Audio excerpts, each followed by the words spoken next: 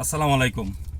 আসলে অত্যন্ত ব্যথা ভরা আক্রান্ত মন নিয়ে আপনাদের সাথে কিছু কথা বলতে চাই। সেটা হলো, নিতান্তই আমি একজন কি বলবো, বিধ্বস্ত মানুষ। ইভেলিতে ধরা টরা খায়া একদম তস্তস হয়ে গেছি। তো তারপর ড্রাইভিং চাকরি করি, এখন 1,000 টাকা ইনকাম করতে খুব কষ্ট হয়ে যায়। তো জমা হইলো 1,000 টাকা, গাড়ির জমা 1,000 টাকা, সেটা দিতে হবেই। তো সেই জন্য চিন্তা করি যে নিজে অন্তত কষ্ট করে হইলেও জমার টাকাটা যেন উঠাইতে পারি। তো এখন আমি একটা সার্গিত উঠাইছি আমার গাড়িতে। আজকে তার 3য় দিন।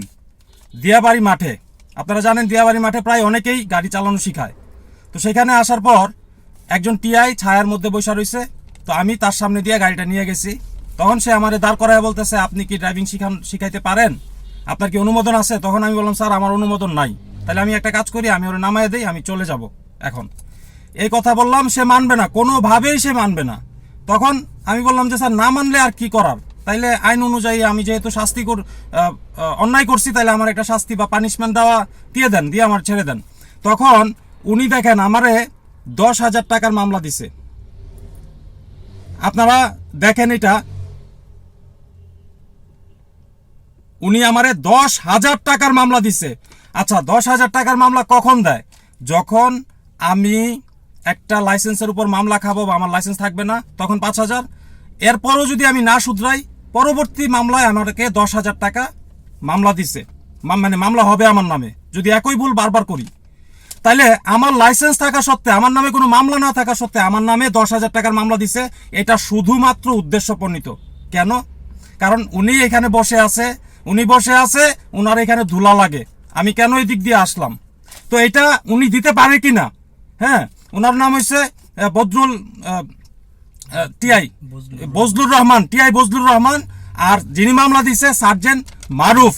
হ্যাঁ, ওনারা বললাম যে স্যার আমার ধারাটা বুঝাই দেন। দেখেন এখানে স্পষ্ট লেখা আছে, ধারা হইল 66, কজ হইছে নো ড্রাইভিং লাইসেন্স। অথচ উনি আমার উদ্দেশ্য প্রণীত ভাবে আমার 11,000 টাকার মামলা দিছে। আমি এই মামলা জীবনে ভাঙাইতে পারবো না ভাই। আমার অর্থনৈতিক অবস্থা, আর্থসামাজিক অবস্থা এতটাই খারাপ, আমি এই মামলা জীবনে ভাঙাইতে পারবো না। কোনো লয়ার যদি আমাকে সহযোগিতা করেন, আমি এই পুলিশের এগেনস্টে ব্যবস্থা নিব। আমি এই পুলিশের এগেনস্টে আমি মামলা করব। কারণ আমি অন্যায় যেটা করছি সেটা আমি মানতে রাজি, সেটার জন্য আমি জরিমানা দিতে রাজি, প্রস্তুত। কিন্তু আমার উপর অন্যায়ভাবে চাপায়া দিবে পুলিশ, আমি এটা মানবো না। যেই পুলিশ আমার ভাইয়ের বুকে গুলি চালাইছে, সেই পুলিশ দেখলেই তো আমার মনে হয় যে সেই বন্দুকের গুলি কি আমার দিকে, বন্দুকের নল কি আমার দিকে তাক করায় রাখছে কিনা। সেই পুলিশ আবারও অন্যায় অত্যাচার শুরু করছে। সেই পুলিশ আবারও শোষণ শুরু করছে। তাদের এই রকম কার্যকলাপের মধ্য দিয়ে তা প্রমাণ হয়। আপনারাই বলেন আমার এখন কি করা উচিত? কোনো লয়ার ভাই যদি থাকেন, আমার সহযোগিতা করবেন। আমি আইনি প্রক্রিয়ায় যাব তার এগেনস্টে, সেখানে আমার সর্বস্ব দিয়ে হলেও আমি যাব। আমাকে সহযোগিতা করবেন। আল্লাহ হাফেজ।